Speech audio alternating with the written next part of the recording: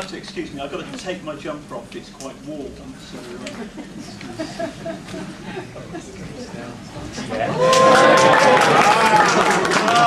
of course, I haven't had any time to prepare a speech at all. One of my closest comrades made his bid for Unite, and that's been keeping me busy. I've had Ugo Blanco tour, so I thought there's one thinker I've got to remind myself of, and luckily I put his t-shirt on, not the Simpsons t-shirt. Now, I've been lucky enough to work with Ugo Blanco, the legendary Latin American leader, and a green leader, socialist leader.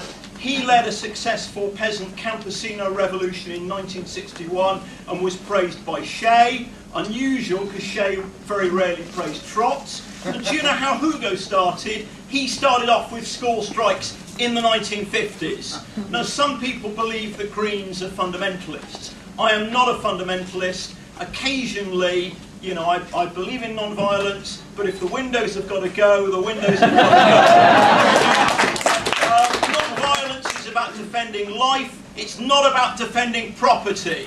Now, we can sum this up, this crisis, in one line. It's very simple. It is a crisis of capitalism. It is a crisis of deregulated markets, and they're bringing in more deregulated markets. We have what Martin Wolf described as the doomsday machine. We have a capitalism that doesn't work. Capitalism is not a way you can run a planet. It's the impossibility machine. If we start with the basics, if we look at the financial crisis, which means we're $1 trillion in debt, that was caused by banks. And it's emperor's no clothes syndrome. Yeah. Mrs. Thatcher deregulated the banks, allowed banks to lend willy-nilly, got rid of all of the kind of regulations, and the emperor had no clothes. But nobody was going to say their genitalia was hanging out when they were making trillions. But with investment banking, it is highly sophisticated forms of gambling. It does not work. And we look at a figure as conservative and technocratic as Mervyn King. Mervyn King supports the cuts, he was wrong, but I would say look at his speech on banking from a couple of weeks ago. He says in black and white, the British banking system is a disaster, it is dysfunctional, and he is the head of it. He is a Tory technocrat. If you can count, you can see that banking doesn't work. So the banks in Britain, the major banks, their assets are 459 times the GDP of Britain. It's the impossibility machine. But each of those major banks is so big, it cannot fail. So that builds in, according to Mervyn King, who runs this system, a structure of failure. Because when bankers take huge risks, they can make huge profits. But if they make a loss, we, the people, take the hit because they're too big to fail.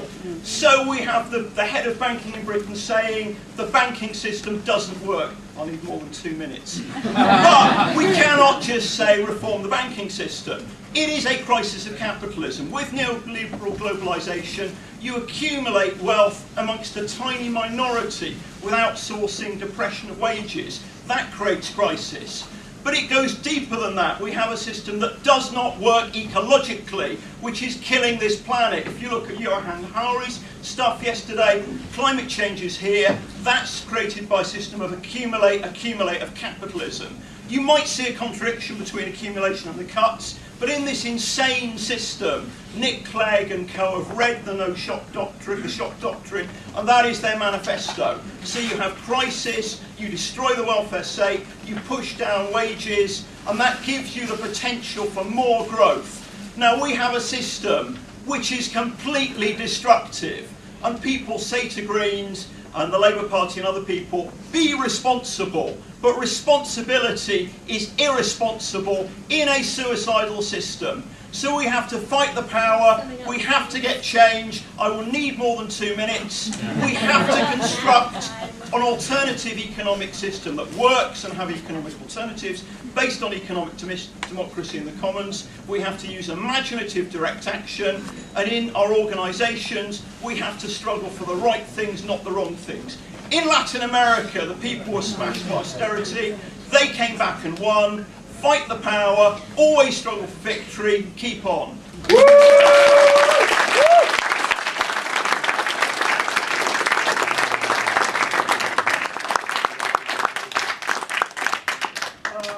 I agree we need to change the way that banks work.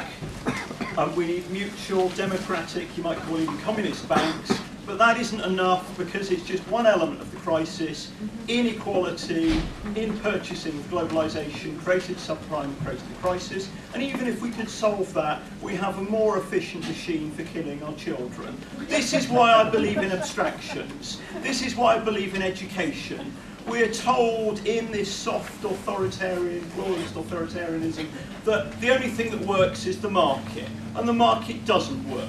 So we have to go back to Marx. Marx famously said, if essence and appearances coincided, there'd be no need for science. We need the economic science, and we need to talk about economic alternatives fundamentally based on democratic, common pool, ecological property rights. Some people might call it communism. So Marx and Elinor Ostrom and Polanyi, we talk about them. It's an entirely destructive system. I would say to the lady here, I respect your point, but in fact, if I think about it a little bit more deeply, I don't respect it. There are factories that manufacture ideas. There is a media that manufactures ideas. Whatever we do, the very worst possible spin will be put on it.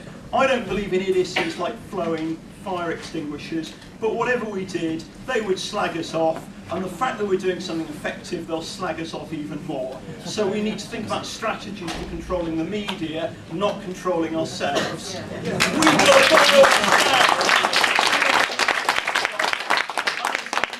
very unpopular. The British far left have failed. People like me on the left have failed. We've got to reinvent what we do. And there are repertoires of doing things. And we've got to actually make those conscious and think about them. That marching isn't enough. We've got to look at our repertoires, see where they work, where they don't work. In Latin America, Argentina defaulted. And that stopped it. We had the Krakatoa where people refused to pay bus fares, and I'm afraid, lady, that led to rioting. We've got to look to the Latin American left because they have got things wrong and we failed. And if we don't change things, they're going to take our whole planet and destroy it.